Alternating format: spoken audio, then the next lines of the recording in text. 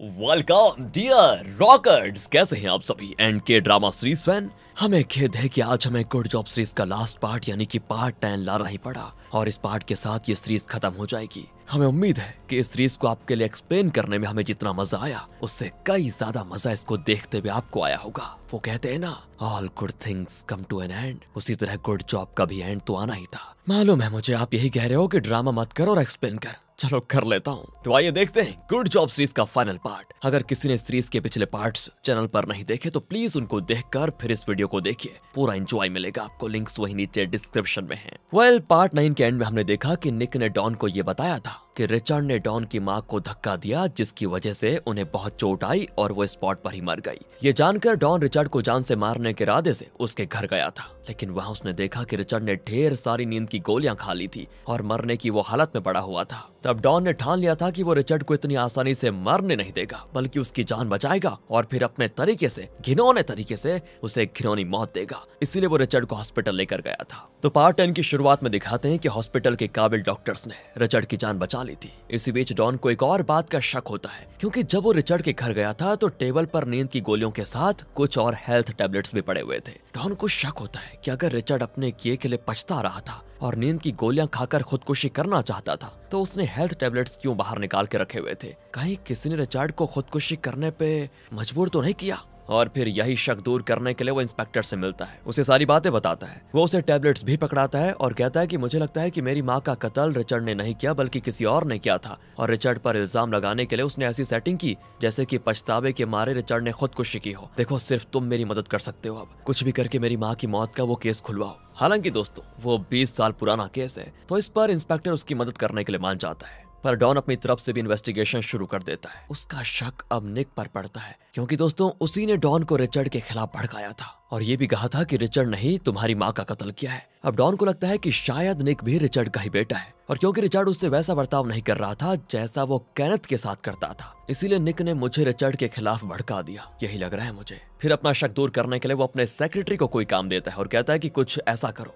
जिससे कि निक को यकीन हो जाए कि मुझे उस पर शक है। अब पता है दोस्तों डॉन का प्लान क्या है? उसका प्लान यह है कि सेक्रेटरी को जासूसी करते देखकर निक अपने बचाव में जरूर कोई गलती करेगा और तब डॉन उसे रंगे हाथों पकड़ लेगा। डॉन के कहने पर सेक्रेटरी रिचर्ड के ऑफिस में जाकर उसके बाल कलेक्ट करने लग जाता है जो कि वहां पर गिरे पड़े थे। इतना ही नहीं, वो टेबल पर रखी कोई चीज हटा देता है ताकि निक को शक हो जाए कि कोई रिचर्ड के कमरे में आया था, और जैसा डॉन ने एक्सपेक्ट किया था वैसा ही होता है। निक को शक हो जाता है कि कोई यहाँ पर जरूर आया था। वो एक तरफ छुप जाता है और ठीक उसी समय डॉन का सेक्रेटरी जानबूझकर वहां से निकलता है। अब निक समझ जाता है कि जरूर डॉन को शक हो गया है कि मैं रिचर्ड का बेटा हूँ, इसीलिए लगता है कि डीएनए टेस्ट के लिए उसका सेक्रेटरी यहाँ से कुछ उठा कर लेकर चला गया। तो दोस्तों अब निक डॉन का खात्मा करने का फैसला कर लेता है। दूसरी ओर इन केसेस की इन्वेस्टिगेशन की वजह से डॉन बहुत ही स्ट्रेस में होता है, तो थोड़ा रिलैक्स करने के लिए वो सेरा, फ्रेड और किम के साथ आउटिंग के लिए जाता है। और दोस्तों तब एक प्रोफेशनल कातिल को दिखाते हैं जिसे निक ने सुपारी देकर डॉन का कत्ल करने को कहा था। तभी डॉन को इंस्पेक्टर का कॉल आता है, तो डॉन कॉल अटेंड करने के लिए कुछ दूर चला जाता है। फ्रेड भी उसके पीछे जाता है। वहाँ सेरा और किम चांद तारों को देखकर एंजॉय कर रही होती है, तो इतने में वो कातिल डॉन पर हमला करने आ जाता है, लेकिन फ्रेड उसके साथ है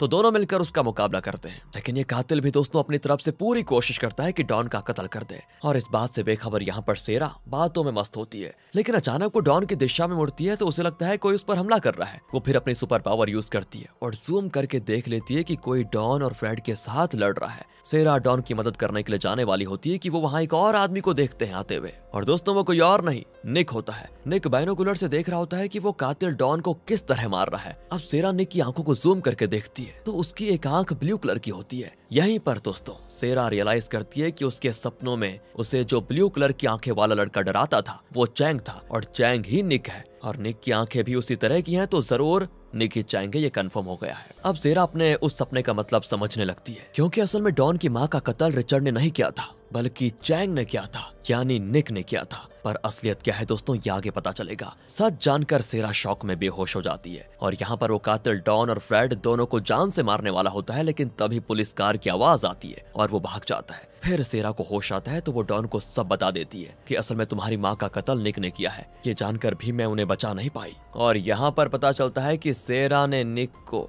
डॉन की माँ का कत्ल करते हुए देखा था, लेकिन जब उसने अपने सुपर पावर को बहुत ज्यादा यूज करके कातिल का चेहरा जहन में लाने की कोशिश की थी तो वो बीमार पड़ गई, जिसकी वजह से वो उस घटना की याददाश्त भी खो चुकी थी। फिर भी उसे उस घटना के बारे में अक्सर सपने आते रहते थे, पर वो समझ नहीं पाती थी कि उसे ये सपने क्यों आ रहे हैं। इसीलिए इंस्पेक्टर हमेशा से सेरा को प्रोटेक्ट करने की कोशिश करता रहता था और उसे उसका पावर यूज करने से रोकता था। अब सेरा रोती है कि मैं तुम्हारी माँ को बचा सकती थी, लेकिन मैं बेबस थी, कुछ कर नहीं पाई। अब डॉन, फ्रेड और किम सेरा को उसी सीक्रेट बेसमेंट में आराम करने के लिए छोड़कर चले जाते हैं और वहां से सीधे पहुंचते हैं निक के घर। लेकिन वो घर पर नहीं होता और ना ही उसके खिलाफ वहां पर कोई एविडेंस होता है। लगता है वो सारे एविडेंसेस मिटा चुका है। अब फ्रेड सीसीटीवी फुटेजेस चेक करता है तो पता चलता है कि निक डॉन के ऑफिस गया है और बहुत देर के बाद भी बाहर नहीं निकला, तो पक्का वो जरूर बेसमेंट में गया होगा जहां सेरा आराम कर रही है। निक बेसमेंट में ही जाता है, वहां का सेटअप देखकर दंग रह जाता है कि मुझे पकड़ने के लिए डॉन इतने सालों से इंतजार कर रहा था, इतनी सारी सीक्रेट अरेंजमेंट्स करके रखी हुई है इसने। इसी बीच वो सेरा को देख लेता है और उसका गला दबाने लग जाता है और सेरा कहती है कि मुझे मार भी डालोगे तब भी तुम बच नहीं पाओगे, सभी जान चुके हैं कि तुम असल में कौन हो। निक यहाँ पर खुद को बचाने के लिए सेरा को किडनैप करके लेकर जाता है। अब वो डॉन को कॉल करके कहता है कि अगर सेरा को जिंदा देखना चाहते हो तो मेरी बताई हुई जगह पर आ जाओ। वही दोस्तों पुरानी पिक्चरों की तरह,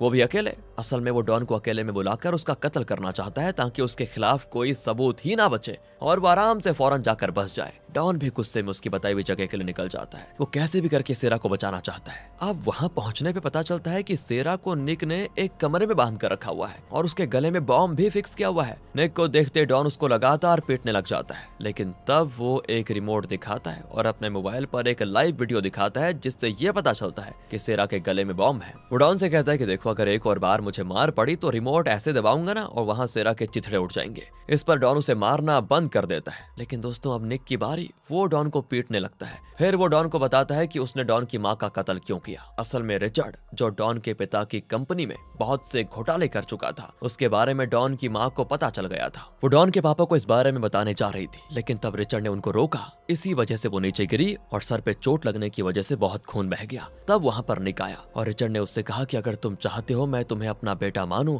तो तुम्हें मेरे लिए काम करना पड़ेगा। तुम इस औरत की बॉडी को ठिकाने लगा दो, फिर मैं तुम्हें स्पॉन्सर करके यूएस भेजूंगा और तुम खूब पढ़ लिख कर बड़े आदमी बन पाओगे। ये कहकर रिचर्ड चला गया था। उसके बाद दोस्तों निक ने देखा कि डॉन की माँ मरी नहीं थी, तो उस समय अगर वो चाहता तो उन्हें बचा भी सकता था। लेकिन अगर वो ऐसा करता तो रिचर्ड उसे स्पॉन्सर नहीं करता और उसे यूएस नहीं भेजता। हालांकि डॉन की माँ ने उसके लिए और ऑर्फनेज के बच्चों के लिए बहुत कुछ किया था, फिर भी उस वक्त उसने एक सेल्फिश फैसला लिया। उसे बस अपनी लाइफ संवारनी थी और उसने खुद ही डॉन की माँ को बड़ी बेरहमी से मार डाला। प्रेजेंट में दोस्तों वो डॉन को ये सारी बातें बता रहा होता है कि अंदर सेरा को दिखाते हैं, जो किसी तरह अपने हाथ पैर खोल लेती है और अपने सुपर पावर को यूज करके थोड़ा थोड़ा देख पाती है। वो उठकर चलती है तो उसका पैर कहीं अटक जाता है और वो गिर जाती है। इस वजह से उसके गले में जो बॉम्ब था उसका कैप निकल कर बाहर गिर जाता है और अब बॉम्ब दोस्तों फट सकता है कभी भी। लेकिन सेरा आईने में अपने गले में फिक्स किया हुआ बॉम्ब देखती है और अपने सुपर पावर से उसे जूम करके उसके वायर्स को भी देख पाती है। उसमें से सही वायर काट कर वो बॉम्ब को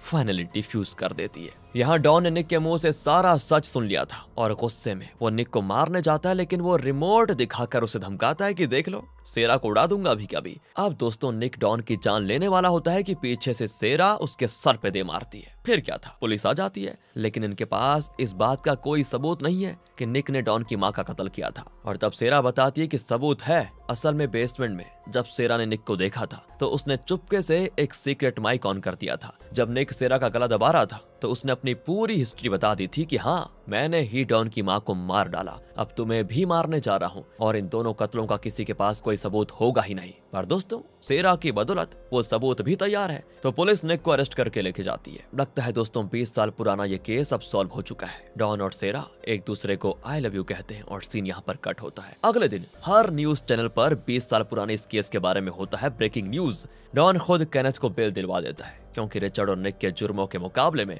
केनेथ का जुर्म कुछ भी नहीं था। वो केनेथ को सब बता देता है कि तुम्हारे पापा रिचर्ड ने मेरी माँ को मार डालने में कोई कसर नहीं छोड़ी और जो कसर उन्होंने छोड़ी वो भी निक ने पूरी कर दी थी। निक असल में तुम्हारा भाई है। केनेथ तो बौखला जाता ये सुनकर क्योंकि वो अपने पापा से बहुत प्यार करता था। वो बिलीव भी नहीं कर पाता कि उसके पापा ने ये सब कुछ किया है। और तब डॉन बताता है कि मुझे पता है तुम अपने पापा को बहुत महान समझते हो, लेकिन उनकी असलियत कुछ और ही है। तुम और मिडा एक दूसरे से प्यार करते थे ना, है ना?